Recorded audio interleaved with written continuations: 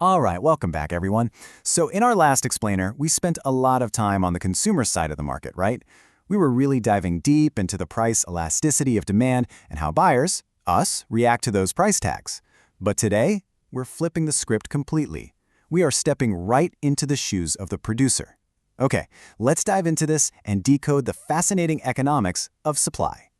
To make sure we hit all the crucial points today, treat this explainer like a sort of mission, and we've got 5 key checkpoints to clear. We're going to look at 1. Ano ang supply. 2. Supply versus quantity supplied.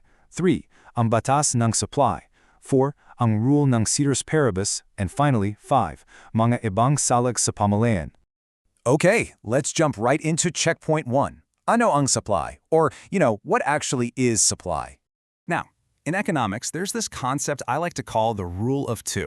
Basically, it's just not enough for a producer to simply have a product sitting around or to just want to sell it. For true market supply to exist, 2 essential conditions have to happen at the exact same time.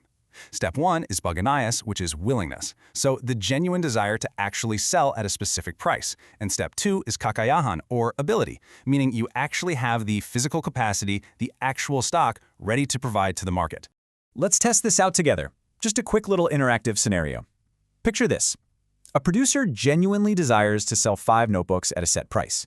I mean, they really want to make that sale. But they look at their inventory and they currently have exactly 0 notebooks available. So ask yourself, is this considered supply? Well, the answer is a hard no. We're clearly missing a piece of the puzzle here.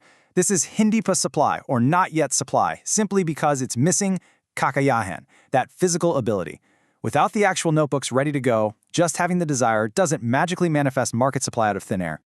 All right, let's flip it. Let's try the exact reverse scenario. Say a seller has 10 ball pens sitting right there on the counter, fully ready to go. They have the physical stock, right? But the seller looks at the current market price and absolutely refuses to sell them for that amount. Is this supply? Yep, once again, no. Still not yet supply. This time around, we're missing pagnanes, that willingness. Just having a box full of physical ball pens doesn't mean anything to the market if the producer has absolutely 0 desire to let them go at that specific price point.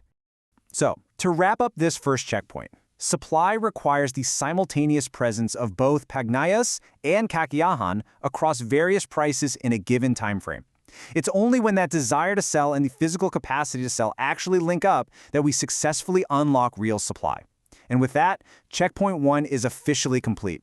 Moving right along to checkpoint 2, supply versus quantity supplied.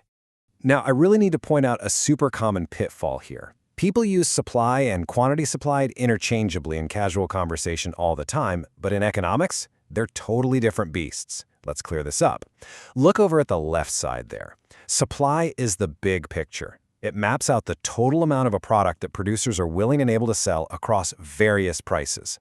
It's their overall behavior. But quantity supplied on the right, that is highly, highly specific. It's the exact amount they're going to sell at one particular price point.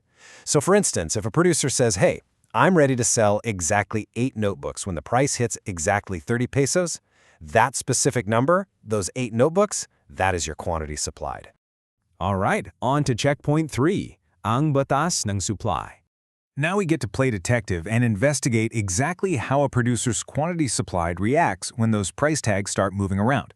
Take a look at this data table tracking notebook pricing and quantity. Put on your economist hat for a second and just look for the pattern here.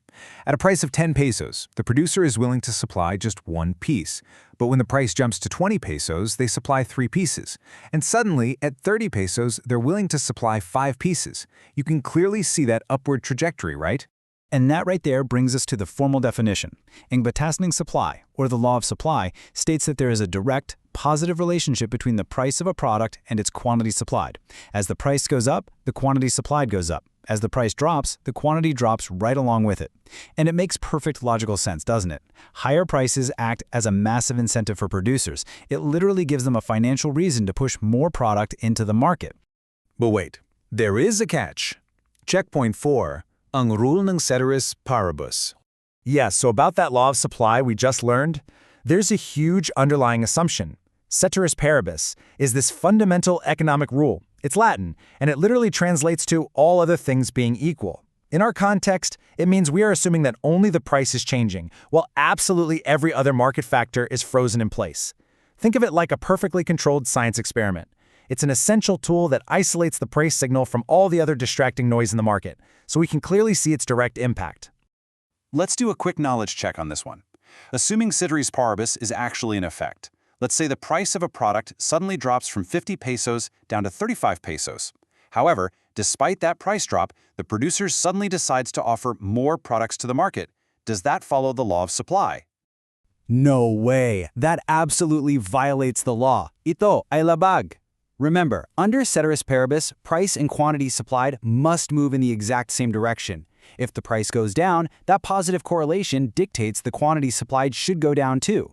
Moving in opposite directions, like in our scenario? That just means something else is interfering, which totally breaks our assumption.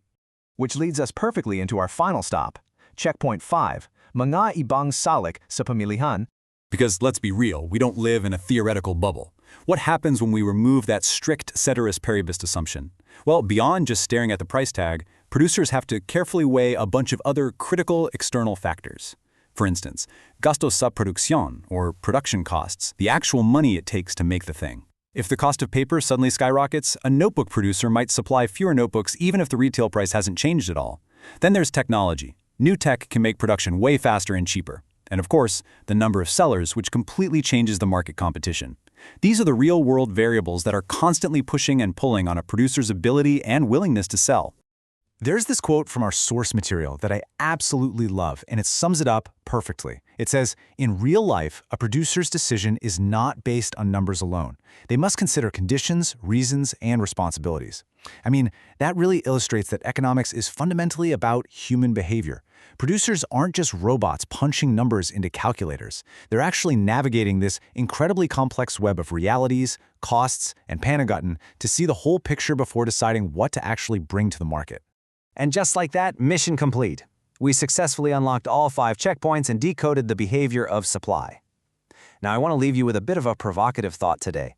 Next time you see a price change at the grocery store or online, are you going to just react to it as a consumer feeling the pinch? Or will you use this new framework to actually decode the producer's logic working behind the scenes? Keep observing, keep questioning everything, and hey, thank you so much for joining me on this explainer. I'll see you next time.